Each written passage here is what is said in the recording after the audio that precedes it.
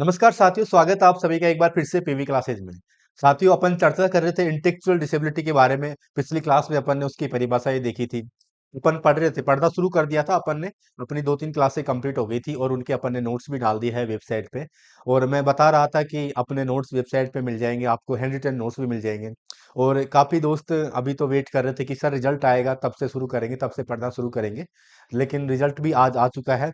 आप सभी का रिजल्ट आपने देख लिया होगा, आप सभी पास हो गए होंगे। इसीलिए आप ये वीडियो ढूंढ रहे होंगे कि अब कहाँ से पढ़े, कहाँ से कैसे करें तैयारी शुरू, कहाँ से नोट्स मिलेंगे, क्या पढ़े।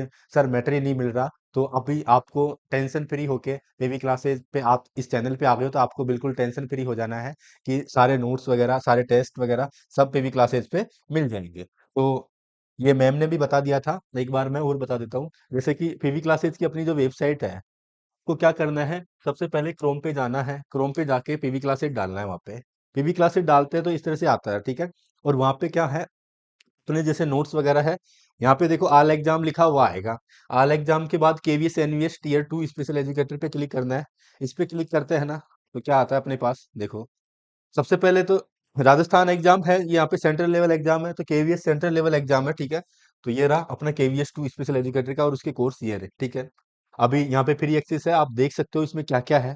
देखो, यहाँ पे जाएंगे तो सबसे पहले इसके इसमें जो जो सब्जेक्ट है, जो जो अपन पढ़ाने वाले हैं उनके बारे में दिया हुआ है। सबसे पहले यहाँ पे दिया हुआ है इंटेलेक्चुअल डिसेबिलिटी। ये मैं लेने वाला हूँ इंटेलेक्चुअल डिसेबिलिटी। मैंने क्लासेस शुरू कर दी है, इंटेलेक्चुअल डिसेबिलिटी की अपनी क्लासेस शुरू हो गई है। और अभी जो क्लास थी वो भी इंटेलेक्चुअल डिसेबिलिटी के बारे में ही उसमें पढ़ेंगे अपन, ठीक है। तो यहाँ पे जैसे इंटेलेक्चुअल डिसेबिलिटी की जैसे अपन ने सिलेबस डिस्कशन किया था, सिलेबस डिस्कशन की यहाँ पे क्लास है। यहाँ पे प्ले करेंगे तो ये क्लास अभी यूट्यूब पे है, अपन अपनी यूट्यूब पे है, तो ये यूट्यूब पे ओपन हो जाएगी अपने आप। फिर दूसरी बात यह है कि आपको इस क्लास की पीडीएफ कहाँ पे मिलेगी। इस क्लास की पीडीएफ आपको, ये नोट लिखा हुआ है, ये नोट पे क्लिक करना है। जैसे ही आप इस नोट पे क्लिक करोगे तो इस क्लास की पूरी पीडीएफ मिल जाएगी। जो भी इसमें पढ़ाया गया है, जो भी इसमें बताया गया है, वो सारी पीडीएफ आपको नोट्स में मिल जाएगी यहाँ पे, ठीक है। तो यहाँ पे डाउनलोड कर लेना और आपको ये देख सकते हो। देखो, ये आ गई। इस क्लास में जो जो बातें अपन ने चर्चा की थी, वो सारी चर्चा इसके अंदर आ गई है। देखो, इसमें चर्चा की थी कि क्या पैटर्न रहने वाला है, क्या सिलेबस रहने वाला है, उन सब की चर्चा की थी। देखो, ये पैटर्न है। तो वो पीडीएफ भी आपको यहीं पे मिल जाएगी। ये सिलेबस था अपना, और इंटेलेक्चुअल डिसेबिलिटी वाला भी ये सिलेबस था। तो इन सब की चर्चा अपन ने कर ली थी, ठीक है। तो कहने का मतलब ये है कि आपको पीडीएफ भी यहाँ पे मिल जाएगी, ठीक है। तो सबसे पहले आपको क्या करना है, ये पीवी क्लासेस वाले कोर्स पे जाना है, आल एग्जाम पे जाना है, और केवीएस एनवीएस वाले कोर्स पे जाना है। और टीजीटी से है तो टीजीटी वाले पे जाना है। पीआरटी से है तो आप पीआरटी वाले पे कोर्स पे जाना है। जैसे कुछ टॉपिक पीआरटी और टीजीटी में कॉमन है, तो उन टॉपिकों की क्लास कॉमन आएगी, ठीक है। तो सबसे पहले यहाँ पे कोर्स दिया हुआ है, यहाँ पे इंटेलेक्चुअल डिसेबिलिटी वाले में मेरी क्लासें आ रही है, और साइकोलॉजी और वीआईएचआई वगैरह है। और कुछ टॉपिक है जो मतलब साइकोलॉजी में ही आते हैं, वो टॉपिक मैम कराने वाली है। तो मैम के टॉपिक यहाँ पे आएंगे। मैम की क्लास आज से शुरू हो गई है, तो मैम की अब यहाँ पे अपडेट हो जाएगी, ठीक है। उमा मैम और मैं ये कोर्स करवाने वाले हैं। अगर जैसे हिंदी की टीचिंग मेथड है, इसके अलावा एसएसटी की टीचिंग मेथड है, उसके लिए भी हमारे पास टीचर है, तो उनकी भी हम आप बोलेंगे तो उनकी भी क्लासें लगवा देंगे। साइंस और मैथ के टीचिंग मेथड मैं ही करवाने वाला हूँ, ठीक है। बाकी अगर मैम को भी समय मिल जाता है तो उमा मैम भी आपको टीचिंग मेथड करवा देगी। बाकी जो मैम बता देगी वो सिलेबस क्या क्या करवाने वाली है, ठीक है। तो ये कोर्स की बातें हो गई। कोर्स आपको यहाँ पे मिलेगा। यहाँ पे देखो, हर क्लास की पीडीएफ आपको मिलेगी। साथ में ही केवीएस एनवीएस के नोट्स कहाँ मिलेंगे, नोट्स भी आपको यहाँ पे मिलेंगे। अभी अपडेट नहीं है नोट्स, नोट्स यहाँ पे अपडेट हो जाएंगे। 1-2 दिन में आपको यहाँ पे नोट्स भी दिखाई देंगे, हैंड रिटन।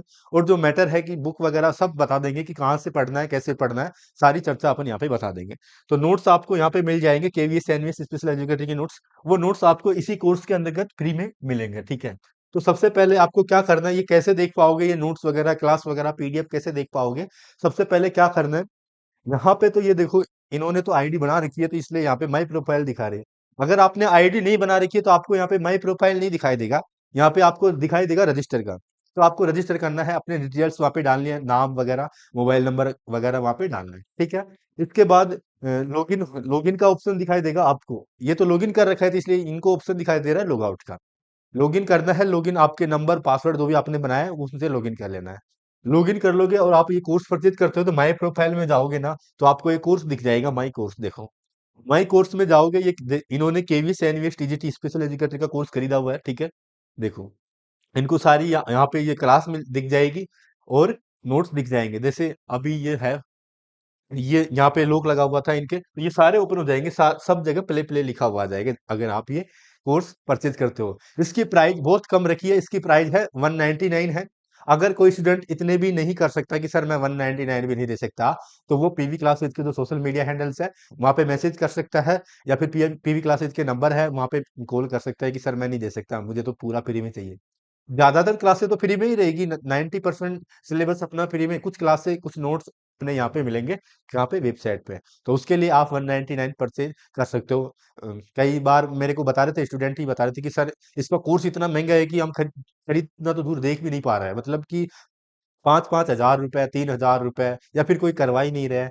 तो इतनी ज्यादा, मतलब इतने ज्यादा पैसे कि कैसे दे 5 हज़ार रुपए ऑनलाइन कोर्स के, तो आपको 199 देने हैं, ठीक है, इतने भी नहीं दे सकते। तो बिल्कुल भी टेंशन नहीं लेना है, आप हमें जो पीवी क्लासेज के सोशल मीडिया वहां पे मैसेज कर देना, तो उनका भी कोड आ जाएगा, तो वो भी वहां से करवा देंगे, ठीक है। तो बिल्कुल भी टेंशन, लेकिन आपको पढ़ना शुरू कर देना है, ठीक है। क्लासें आपको यहाँ पे मिल जाएगी। ये वेबसाइट की बात हो गई, और मैं टेलीग्राम चैनल के लिए भी बोल रहा था कि पीवी क्लासेज का जो टेलीग्राम है, केवीएस एनवीएस का जो टेलीग्राम चैनल है, वहाँ पे भी नोट्स वगैरह आपके जाएंगे, क्लासों का जो नोटिफिकेशन वो टेलीग्राम चैनल पे ही जाएगा। तो वो टेलीग्राम चैनल कौन सा है, देखो, पीवी क्लासेज का मेन चैनल तो ये वाला है, पीवी क्लासेज। ये भी आप ज्वाइन कर लेना, मेन चैनल पीवी क्लासेज, यहाँ पे जो भी भर्तियों से संबंधित नोटिफिकेशन वो मेन चैनल पे आता है। केवीएस एनवीएस वाला जो स्पेशल एजुकेटर वाला ये चैनल है, स्पेशल एजुकेशन टीचर के नाम से है। यहाँ पे जैसे सिलेबस है उसके बारे में आपको यहाँ पे दिखने को मिल जाता है, जो भी नोट्स वगैरह पीडीएफ वगैरह डालते हैं, जो भी केवीएस एनवीएस से रिलेटेड जो भी बातें होती है वो इस चैनल पे ही, इस टेलीग्राम चैनल पे ही जाती है। तो आपको ये ज्वाइन कर लेना है, ये टेलीग्राम चैनल की बात होगी, ये बातें मैम ने भी बता दी होगी। अब अपन आगे बढ़ते हैं अपनी क्लास की ओर, ठीक है। तो ये तो कोर्स वगैरह की नोट्स वगैरह कैसे मिलेंगे इनकी चर्चा हो गई, ये वेबसाइट पे आपको मिलेंगे, ठीक है। वो अपन शुरू कर रहे थे, अपन ने शुरू कर दिया था, कर रहे थे क्या, आईडी के बारे में, इंटेलेक्चुअल डिसेबिलिटी के बारे में, मानसिक मंदता के बारे में, कि उसके बारे में पढ़ रहे थे कि क्या क्या परिभाषाएं थी, क्या क्या परिभाषाएं, कब कब परिभाषाओं में चेंजेज हुआ, किस तरह से परिभाषाएं थी उनकी, उनके बारे में अपन ने पिछली क्लास में पढ़ा था। इस क्लास में भी अपन समझेंगे कि इंटेलेक्चुअल डिसेबिलिटी आखिर होती क्या है, मतलब क्या क्या विशेषताएं होती है बच्चों की, क्या परिभाषाएं है, अभी तक क्या क्या परिभाषाएं दी है, ठीक है, क्या क्या चेंजेज हुए हैं। फिर इसके बाद जैसे कितनी विकलांगताएं होती है, उन सब की चर्चा अपन करने वाले हैं। तो सबसे पहला अपना टॉपिक भी यही है, जो सिलेबस है ना अपना, उसमें यही दिया हुआ है कि सबसे पहले अपन को पढ़ना है कॉन्सेप्ट, डेफिनेशन, केस टाइप्स, और ये एसोसिएशन ऑफ कंडीशन, अवधारणा, परिभाषा, कारण, प्रकार, रोकथाम तथा सहवर्ती स्थितियां, ये सारी बातें अपन को क्या करनी है, पढ़नी है।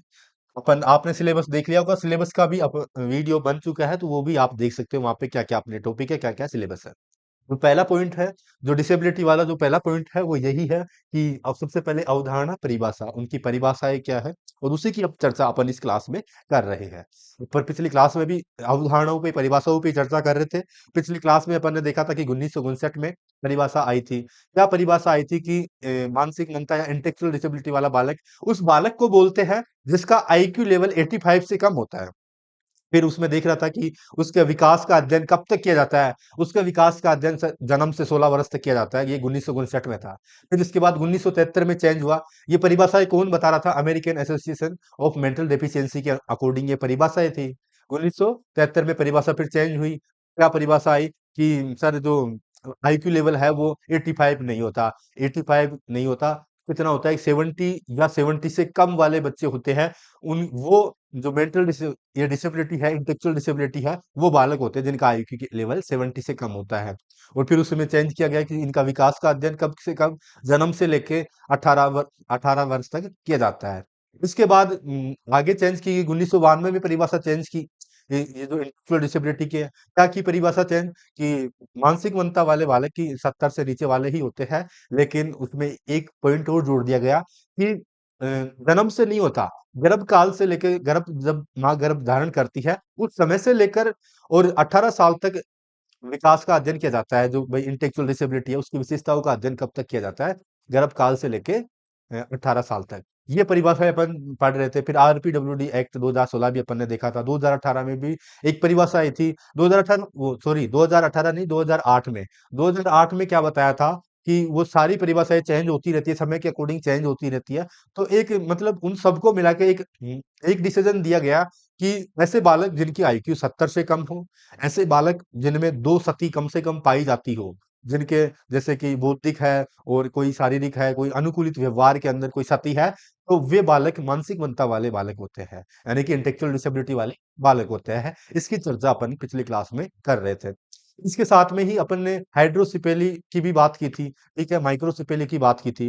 माइक्रोसिपेली में क्या होता है कि जो बच्चा होता है उसका जो सिर का आकार होता है वो सामान्य बच्चों की तुलना में छोटा होता है, सिर का आकार। हाइड्रोसिपेली में क्या होता है, सिर का आकार बढ़ जाता है। सिर का आकार क्यों बढ़ जाता है, उसमें वो जो द्रव होता है, सेरिब्रल द्रव होता है, वो रीढ़ की हड्डी और मस्तिष्क के बीच में जो द्रव होता है उसकी मात्रा बढ़ जाती है, इसलिए सिर का आकार बढ़ जाता है, वो हाइड्रोसिपेली हो जाता है। ठीक है। इसके साथ में ही अपन ने उसकी विशेषताओं के बारे में चर्चा की थी कि तो इंटेलेक्चुअल डिसेबिलिटी वाले बालक होते हैं, उनका जो मानसिक जो वो है, मानसिक विकास नहीं हो पाता है, जो मस्तिष्क का विकास नहीं हो पाता है, अपन ने पिछली क्लास में चर्चा की थी। और उनमें बहुत सारी कमियां होती है, ठीक है, जो जो कमियां होती है उनकी चर्चा अपन ने पिछली क्लास में कर ली थी। अगर आपने पिछली क्लास नहीं देखी तो आप पहले पिछली क्लास देखें, फिर इसके बाद इस क्लास देखें।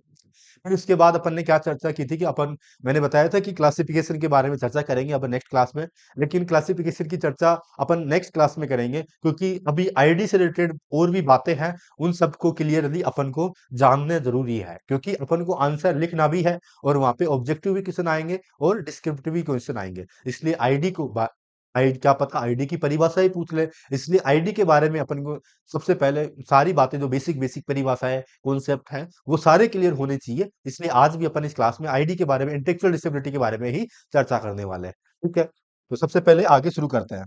ये सोशल मीडिया हैंडल्स है पीवी क्लासेज के, आप यहाँ पे भी जुड़ सकते हो। ये इंस्टाग्राम, ये मेन टेलीग्राम चैनल है, और ये फेसबुक पेज है, और ये जीमेल आईडी है, जीमेल आईडी पे भी मैसेज कर सकते हो आप, कोई भी डाउट होता है तो। ठीक है, बाकी टेलीग्राम चैनल मैंने बता ही दिया था। ठीक है, देखो, बौद्धिक विकलांगता के बारे में ही अपन, पहले तो ये आप सभी को क्लियर भी होना चाहिए कि अपन किसके बारे में चर्चा करते हैं। ये टॉपिक देखो, ये टॉपिक अपन आईडी के बारे में चर्चा करते हैं, इंटेलेक्चुअल डिसेबिलिटी के बारे में, मानसिक मंदता के बारे में, मानसिक विकलांगता के बारे में चर्चा कर रहे हैं।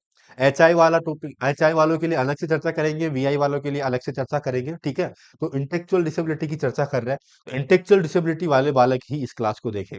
जिनके अलग अलग टॉपिक है, वो अलग अलग, जैसे एचआई से तो है, तो उनके एचआई से रिलेटेड ही कॉन्सेप्ट, अवधारणा, कारण वगैरह एचआई से रिलेटेड पढ़ना है। वीआई से रिलेटेड वाले स्टूडेंट है तो उनको वीआई से रिलेटेड पढ़ना है। ठीक है, तो आईडी की चर्चा अपन करते हैं। ठीक है, सबसे पहले आईडी का मतलब क्या होता है, आईडी की फुल फॉर्म क्या, वो इंग्लिश में क्या बोलते हैं आईडी को, या फुल फॉर्म पूछ ले अपन से, आईडी को बोलते हैं इंटेलेक्चुअल डिसेबिलिटी। ठीक है, इंटेलेक्चुअल डिसेबिलिटी में बार बार बोलूंगा, मैं बार बार बौद्धिक विकलांगता नहीं बोलूंगा, मैं बोलूंगा इंटेलेक्चुअल डिसेबिलिटी। इसका मतलब आपको समझना है कि इंटेलेक्चुअल डिसेबिलिटी का मतलब क्या है, बौद्धिक विकलांगता, ये आप सभी को ज्ञान होना चाहिए। ठीक है, बौद्धिक विकलांगता एक तंत्रिका विकासात्मक विकार है जो 18 से 22 वर्ष की आयु से पहले शुरू होता है।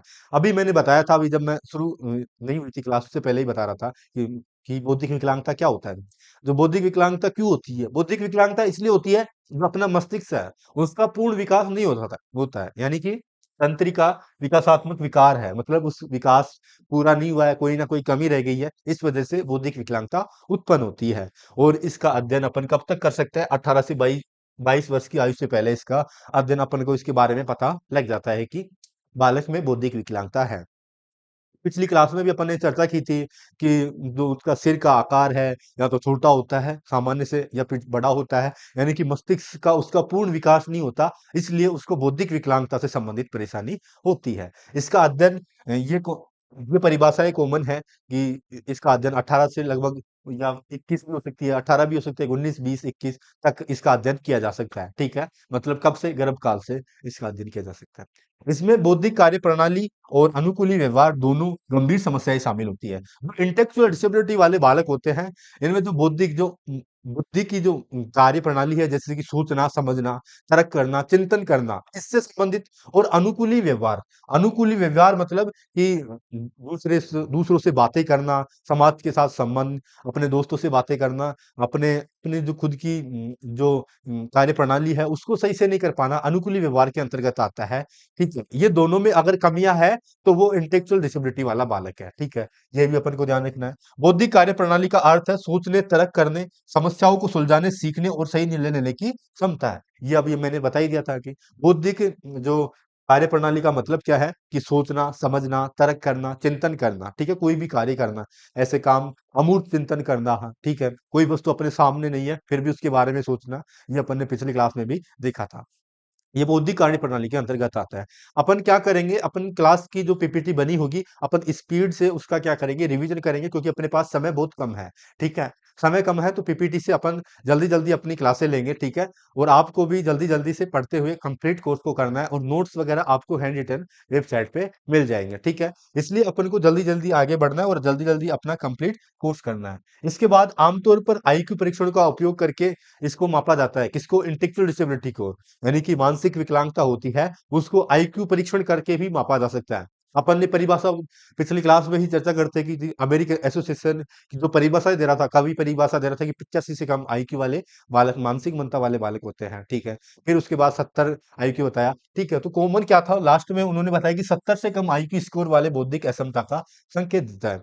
अगर किसी की भी आईक्यू 70 से कम आती है, तो वो बालक किसका होता है? मानसिक मंदता से रिलेटेड।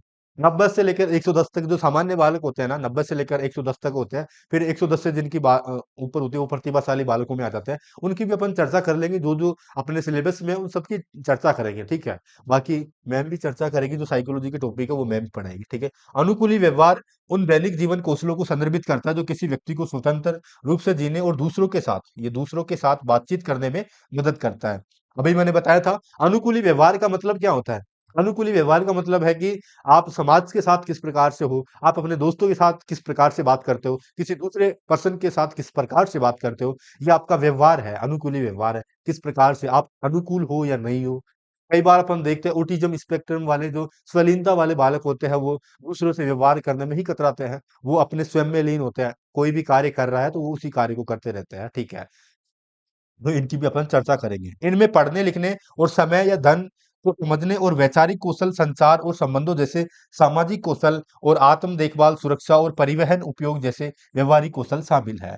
तो इनमें क्या-क्या शामिल है? पढ़ने लिखने से संबंधित या समय या धन को समझने से संबंधित वैचारिक कौशल, संचार, दूसरों के साथ बातें करना तथा सामाजिक कौशल, समाज के साथ मिलना, आत्म देखभाल, खुद की देखभाल करना, कपड़े पहनना, जो खुद के जूते पहनना, खुद का बैग जमाना, ये आत्म देखभाल खुद के बारे में। सुरक्षा और परिवहन, खुद की सुरक्षा करना, परिवहन का उपयोग जैसे व्यवहारिक कौशल इसमें शामिल है, ठीक है? इसके बाद बौद्धिक अक्षमता वाले लोग दूसरों की तुलना में अधिक धीरे-धीरे सीखते और विकसित होते हैं, लेकिन उचित समर्थन के साथ वे अपनी दैनिक कामकाज में स्वतंत्रता में सुधार कर सकते हैं, ठीक है? अपन ने चर्चा की कि बौद्धिक अक्षमता वाले बालक हैं, तो वो क्या करते हैं, दूसरों की अपेक्षा धीरे-धीरे सीखते हैं। धीरे-धीरे सीखेंगे ही, क्योंकि उनकी जो आईक्यू लेवल है वो 70 से कम है। सामान्य बालकों का आईक्यू लेवल लेवल 90 से लेके 110 के बीच में होता है, ठीक है? और वे धीरे-धीरे सीखते हैं, इसलिए ही तो उनके अंदर इंटेलेक्चुअल डिसेबिलिटी है, मानसिक मंदता है, ठीक है? तो बौद्धिक विकलांगता वाले बालक क्या करते हैं, धीरे-धीरे सीखते हैं, धीरे-धीरे विकसित होता है। बौद्धिक विकलांगता में क्या होता है, जैसे कि कोई बालक अगर जैसे कि किसी की एज मान लो कि अभी 25 ईयर है, लेकिन उसके अंदर जो माइंड होता है ना, माइंड, वो 3 या 4 साल के जो बालक होता है, उसके जितना ही उसका माइंड का डेवलपमेंट होता है। इस कारण उसको बौद्धिक विकलांगता होती है।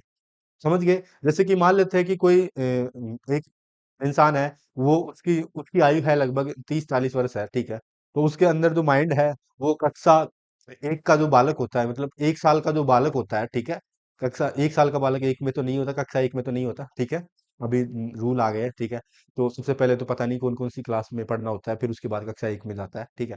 तो सबसे पहले तो जो 1 साल का बालक होता है, उसमें कितना माइंड होता है? उसमें कुछ माइंड नहीं होता, बिल्कुल बहुत कम माइंड होता है उसके अंदर। इतना माइंड होता है, वो जो इंसान है, जैसे कि किसी की 30 वर्ष आयु है, तो वो सीधा-सीधा संकेत दे देता है कि ये इसके अंदर सोचने-समझने की क्षमता नहीं है, अनुकूलित व्यवहार करने की क्षमता नहीं है, तो वो इंटेलेक्चुअल डिसेबिलिटी है उस इंसान के अंदर, ठीक है? तो अपन को इस तरह से पता लग जाता है। क्योंकि दूसरों की तुलना में उसका जो मस्तिष्क का विकास है वो हो ही नहीं पाता है, वो बहुत धीरे-धीरे होता है। ठीक है? एक छोटे बच्चा होता है उसके जैसे उसका विकास होता है। ठीक है? कई बार मानसिक विकास इतना कम होता है कि उसको हमेशा जीवन भर के लिए किसी न किसी की सहायता, किसी न किसी पे डिपेंड रहना पड़ता है। ठीक है? ऐसे बालक बहुत कम जी पाते हैं। ठीक है? तो उसके बाद देखो, उचित समर्थन के कारण वे दैनिक कामकाज और स्वतंत्रता में सुधार कर सकते हैं। लेकिन ये है कि इंटेलेक्चुअल डिसेबिलिटी वाले बालक किसी में कम होती है, किसी में थोड़ी कम होती है, किसी में थोड़ी ज़्यादा होती है, किसी में अलग-अलग प्रकार के बालक होते हैं, ठीक है? तो अगर उनको उचित समर्थन मिले, उचित सहायता मिले, उनको सिखाए कि इस तरह से आपको ये चीज़ें करनी है, तो वो उनमें सुधार ला सकते हैं, ठीक है? उस माइंड को थोड़ा धीरे-धीरे डेवलप कर सकते हैं क्योंकि धीरे-धीरे विकास होगा, ठीक है? इसके अलावा थिंकिंग एंड लर्निंग है, फीलिंग एंड रिलेशनशिप रिलेशनशिप है, ठीक है? मूवमेंट एंड कोऑर्डिनेशन है। देखो ये एक आईक्यू बेल कर्व बनाया गया है। यहाँ पे देखो जो 70 बिलो 70 से नीचे है जो आईक्यू लेवल वो बहुत कम बच्चे हैं, बहुत कम होते हैं जिनका आईक्यू लेवल मानसिक मंता या फिर इंटेलेक्चुअल डिसेबिलिटी वाले बालक बहुत कम होते हैं, ठीक है? और वो कौन से बालक होते हैं जिनका आईक्यू लेवल 70 से नीचे होता है, ठीक है? इसके बाद देखो एवरेज होता है जो 85 से लेकर 110 के बीच में जो आईक्यू लेवल होता है, ठीक है? अब देखो यहाँ पे देखो इस कर्व में दिख रहा है 115 से ज्यादा आईक्यू भी बहुत कम होते हैं, ठीक है? 2% बालक ही होते हैं जिनका आईक्यू 115 से ऊपर होता है। ये प्रतिभाशाली बालक में आते हैं, ठीक है? बहुत कम बच्चे होते हैं और इंटेलेक्चुअल डिसेबिलिटी वाले बच्चे भी बहुत कम बच्चे होते हैं, ठीक है? 3% बच्चे होते हैं। जैसे बहुत कम बच्चे होते हैं कौन से प्रतिभाशाली भी और इंटेलेक्चुअल डिसेबिलिटी है, एचआईवी है, डिसेबिलिटी वाले बालक भी बहुत कम होते हैं, ठीक है? तो ये है कॉन्सेप्चुअल स्किल मतलब कि उनके अंदर प्रॉब्लम सॉल्विंग स्किल डेवलप नहीं होता है कि उनके इंटेलेक्चुअल डिसेबिलिटी वाले बालक होते हैं वो प्रॉब्लम को सोल्व नहीं कर पाते हैं जैसे सोचना समझना तर्क करना ये किस में आता है कॉन्सेप्चुअल स्किल के अंतर्गत आता है फिर इसके अलावा सोशल स्किल मतलब सामाजिक विकास है वो कम्युनिकेशन नहीं कर पाते दूसरों व्यक्ति के साथ दोस्तों के साथ बात नहीं कर पाते हैं अपने आप को सही से कोई भी प्रॉब्लम है उसको दूसरों के सामने प्रकट नहीं कर पाते हैं ठीक है इसके अलावा प्रैक्टिकल स्किल इसका मतलब है डेली लाइव टास्क मतलब सॉरी लाइव नहीं है डेली लिविंग टास्क मतलब डेली रहने से संबंधित वो किस तरह से जैसे कि उसको जूते पहनना है स्कूल जाना है कपड़े पहनना है अपने दैनिक कामकाज करना है ब्रुश करना है वो भी मानसिक मंता वाले बालक नहीं कर पाता स्वयं से नहीं कर पाते हैं ठीक है तो अगर इनका जो ये कार्य नहीं करेंगे उसके कॉन्सेप्चुअल स्किल है प्रैक्टिकल स्किल है सोशल स्किल है तो वो मानसिक मंता वाला बालक होगा ठीक है तो ये इनके अंदर अपन क्या कर सकते हैं जैसे डेली लिविंग टास्क है उनमें धीरे धीरे उनको सिखा सकते हैं धीरे धीरे उनमें वृद्धि कर सकते हैं कि वो अपने कपड़े स्वयं पहन सके अपनी कार्य ब्रुश वगैरह है ब्रुश करना है ये कार्य वह स्वयं से कर सके ठीक है इसके बाद आगे बढ़ते हैं ये तो माइंड का जो प्रकार है ये तो कॉग्निटिव माइंड होता है ठीक है संज्ञानात्मक विकास ये सोशल डेवलपमेंट होता है सामाजिक सोशल एनवायरनमेंट समाज से क्या फर्क पड़ता है दिमाग पे समाज के बारे में समाज से के साथ बातचीत करना में संज्ञानात्मक विकास ये मैम बायोलॉजी में पढ़ाएगी संज्ञानात्मक विकास क्या होता है और अपन भी पढ़ेंगे सबसे ज्यादा बात तो ये है कि इसके अंदर जो साइंस वाले स्टूडेंट है उनको समझने में आसानी रहेगी बाकी आर्ट वाले भी स्टूडेंट समझेंगे मैं साइंस से ही हूँ मैं आपको इसको और अच्छे से समझाऊंगा बहुत अच्छे से समझाऊंगा क्योंकि मैं साइंस से हूँ और मुझे पता है कि कई बार आर्ट वाले स्टूडेंट की समझ नहीं आती है कि सर इसका मतलब क्या होता है इसमें अपन जो दिव्यांगताएं होती है जो डिसेबिलिटी होती है वो क्यों होती है कोई ना कोई प्रॉब्लम या तो मस्तिष्क में प्रॉब्लम हो गई या किसी और हियरिंग में प्रॉब्लम हो गई आई में प्रॉब्लम हो गई तो क्या प्रॉब्लम हुई ये साइंस में आती है सारी चीजें ज्यादातर बातें साइंस में जो बेसिक बातें होती है वो तो अपन कर लेते हैं लेकिन जो साइंस में जो बातें आती है वो आर्ट वाले स्टूडेंट नहीं कर पाते तो वो बेफिक्र रह के रहना है अपन अच्छे से पढ़ेंगे उनके बारे में भी ठीक है फिर है विकलांगता व्यक्ति अधिनियम 1995 1995 की चर्चा अपन ने पिछली क्लास में भी की थी इसमें भी करते हैं कि विकलांगता व्यक्ति अधिनियम ये जो 1995 अधिनियम आया था इसमें क्या क्या आए थे इसमें पहले कितने 1995 में 7 प्रकार की डिसेबिलिटी थी और अभी आरपीडब्ल्यू एक्ट 2016 आया है उसमें डिसेबिलिटी बढ़ाकर कितनी कर दी है 21 डिसेबिलिटी कर दिया अपन सारी 21 प्रकार की डिसेबिलिटी के बारे में भी चर्चा करेंगे और जो 1995 में 7 प्रकार की डिसेबिलिटी थी वो भी करेंगे समय समय पर जो जो वस्तुएं अपने काम में आती जाएगी उन सबकी चर्चा करेंगे ठीक है अब डिसेबिलिटी 21 हो गई जैसे ऑटिज्म है बोनापन है इसके अलावा ब्लाइंडनेस है इसके अलावा हियरिंग में प्रॉब्लम है सुनने में प्रॉब्लम है ठीक है तो ये सारी बातें अपन सिकल सेल एनीमिया है ये सारी बातें अपन जैसे जैसे आएंगे टॉपिक आगे बढ़ेंगे तो अपन चर्चा करते हुए आगे बढ़ेंगे ठीक है तो विकलांगता व्यक्ति अधिनियम 1995 में क्या था मानसिक मंता का अर्थ है कि किसी व्यक्ति का अवरुद्ध या अपूर्ण विकास जिसकी विशेषताएं 18 वर्ष की आयु जिसकी विशेषताएं 18 वर्ष की आयु से पहले प्रकट होने लग जाती है ठीक है तो वही क्या है ये इंटेलेक्चुअल डिसेबिलिटी के अंतर्गत आता है ठीक है मतलब कि मानसिक से रिलेटेड उसके मस्तिष्क का व्यक्ति का पूर्ण विकास मस्तिष्क का पूरा विकास नहीं हुआ और ये आयु 18 वर्ष की आयु से पहले अपन को दिख जाती है अब बताया गया है ये विकलांग व्यक्ति अधिनियम 1995 में और इसी समय में 7 डिसेबिलिटी बताई गई। कितने प्रकार की? 7 प्रकार की। 7 प्रकार की कितनी बताई गई डिसेबिलिटी? अभी मेरे को एक दोस्त है मेरा, वो इंटरव्यू देके आया था। अब बता रहा था कि केवीएस का इंटरव्यू था। तो वो बता रहे थे कि मैंने पूछा कि क्या क्या क्वेश्चन पूछे। तो उन्होंने बताया कि सबसे पहले मेरा उन इंटरव्यू लेने वालों का क्वेश्चन यही था कि डिसेबिलिटी कितनी प्रकार की होती है। तो डिसेबिलिटी अभी जैसे वर्तमान में होती है, तो वो तो 21 प्रकार की डिसेबिलिटी है। बाकी उन्होंने पूछा कि पहले कितनी थी, तो पहले 7 थी। मैन कितनी है? मैन भी 7 है। तो वो 7 प्रकार की डिसेबिलिटी के उन्होंने नाम पूछे। तो डिसेबिलिटी के बारे में अपन चर्चा करेंगे, क्योंकि अपना टॉपिक ही यही है, डिसेबिलिटी के बारे में तो अपन पढ़ेंगे ही। तो ये 7 प्रकार की कब थी? 1995 में 7 प्रकार की। और 2016 के बाद से कितनी है? 2016 के बाद से 21 प्रकार की क्या है? डिसेबिलिटी है। ठीक है, तो 21 प्रकार की डिसेबिलिटी के बारे में भी अपन चर्चा करेंगे। पूरी डिसेबिलिटी के बारे में अपन अच्छे से पढ़ने वाले। ठीक है। इसके बाद American association of mental retardation 2002, इसने क्या परिभाषा दी? मानसिक मंदता एक ऐसी विकलांगता है जिसकी विशेषता बौद्धिक कार्य प्रणाली और अनुकूलन व्यवहार दोनों में महत्वपूर्ण सीमाएं होती है, जैसा कि वैचारिक, सामाजिक और व्यवहारिक अनुकूलन कौशल में व्यक्त होता है। यह विकलांगता 18 वर्ष की आयु से पहले उत्पन्न होती है। 2002, ये परिभाषा भी अपन ने पिछले क्लास में पढ़ ली थी, ये वापस परिभाषा आ गई है।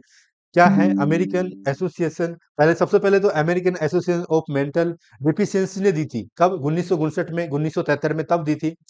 American association of mental retardation का गठन हुआ 2002 में। तब उसने ये परिभाषा दी कि बौद्धिक कार्य प्रणाली और अनुकूलित व्यवहार। बौद्धिक कार्य प्रणाली के अंतर्गत आता है सोचना, समझना, तर्क करना, चिंतन करना। और अनुकूलित व्यवहार का मतलब होता है कि दूसरों के साथ, परिवार के साथ, समाज के साथ किस प्रकार का व्यवहार करता है बालक, वो अनुकूलित व्यवहार के अंतर्गत आता है।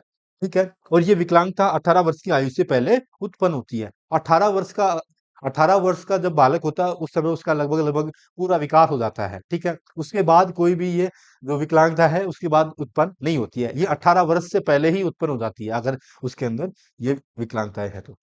इसके बाद आरपीडब्ल्यूडी अधिनियम आया भारत 2016 के अंदर। इसकी चर्चा अपन अभी कर रहे थे। तो इसमें क्या परिभाषा दी थी कि आईडी मतलब इंटेलेक्चुअल डिसेबिलिटी, बौद्धिक दिव्यांगता को एक ऐसी स्थिति के स्वरूप में परिभाषित किया गया है जिसमें बौद्धिक और अनुकूलन कार्य, जिसमें दैनिक, सामाजिक और व्यवहारिक कौशल शामिल है, दोनों में ही बड़ी समस्याएं होती है। अपन देख रहे हैं कि परिभाषा क्या है कि जो बौद्धिक कार्य है और अनुकूलित व्यवहार है, उन दोनों के अंदर बड़ी समस्या होती है। ऐसा बालक कौन सा बालक होता है? इंटेलेक्चुअल डिसेबिलिटी, यानी कि मानसिक विकलांगता वाला बालक होता है। ठीक है। यानी कि परिभाषा तो सेम सेम ही है, बस उनका बताने का तरीका, लिखने का तरीका अलग अलग हो रहा है, और कुछ बातें बदल जा रही है। ठीक है। इसके बाद अधिनियम के अंतर्गत संबंधित स्थितियां, क्या क्या स्थितियां आती है? विशिष्ट अधिगम असमताएं आती है, सीखने में असमताएं। जैसे अभी मैं बता रहा था कि एक मेरा दोस्त इंटरव्यू देके आया था, तब उसी से एक क्वेश्चन, उसी में साथ में क्या पूछा था कि ये जो डिसकैलकुलिया होता है, इसका मतलब क्या होता है? तो इसका मतलब होता है, उन्होंने बताया कि कैलकुलेशन से रिलेटेड विद्यार्थी को प्रॉब्लम होती है। तो ये किसके अंतर्गत आता है? कौन सी डिसेबिलिटी के अंतर्गत आता है? तो ये इंटेलेक्चुअल डिसेबिलिटी के अंतर्गत ही आता है। इनकी चर्चा अपन आगे करेंगे, जैसे डिसअपेजिया है, डिसग्राफिया है, ठीक है, डिसकैलकुलिया है, इन सब की चर्चा करेंगे। ठीक है। तो इस तरह से जो जो हम हमारे साथ स्टूडेंट जुड़े हुए हैं, जो केवीएस में लगे हुए हैं, केवीएस में इंटरव्यू दे रहे हैं कई, तो उनसे भी हमारी बातें होती रहती है। ठीक है। तो आप बेफिक्र होकर, इंटरव्यू की भी अपन तैयारी करेंगे बाद में, जब अपना टीयर 2 पास कर लोगे आप, तो इसके बाद इंटरव्यू की भी तैयारी करेंगे। ठीक है। तो आप सबसे पहले तो अभी टीयर 2 पे ज्यादा फोकस करना है, क्योंकि इसके नंबर 85% इसके नंबर आपके जुड़ेंगे सिलेक्शन होने में, इसी का योगदान रहेगा। ठीक है। तो ये क्या है, जैसे कि ये लिखा हुआ है ना कि भाषा या बोली या लिखी को समझने से, उपयोग करने में समस्या, पढ़ने से संबंधित डिसलेक्सिया होता है। डिसलेक्सिया में क्या प्रॉब्लम होती है? पढ़ने से संबंधित प्रॉब्लम होती है। डिसग्राफिया, डिसकैलकुलिया, गणित में जो लिखने से संबंधित होती है डिसग्राफिया, और पढ़ने से संबंधित होती है डिसलेक्सिया। ठीक है। और डिसकैलकुलेशन से संबंधित होती है डिसकैलकुलिया गणित में। ठीक है। या वाणी या विकासात्मक वाचाघात को प्रभावित कर सकता है। ये असमताएं, अधिगम असमताएं है। ठीक है। तो इन सब की चर्चा अपन विस्तार से करेंगे। ये तो यहाँ पे अधिगम असमताएं लिखी हुई है, तो यहाँ पे अपन ने चर्चा कर ली थी। इनको एक एक को पढ़ेंगे अपन सबसे। डिसकैलकुलिया है, डिसग्राफिया है, ये साइकोलॉजी में भी आते हैं ये टॉपिक, मैं भी बताऊंगा और उमा में भी बता देंगे। ठीक है। इसके बाद ये ऑटिज्म स्पेक्ट्रम विकार है, तो इनकी चर्चा अपन बाद में करेंगे। पहले आईडी को अपन ने समझ लिया अच्छे से कि आईडी इंटेलेक्चुअल डिसेबिलिटी क्या है। ठीक है।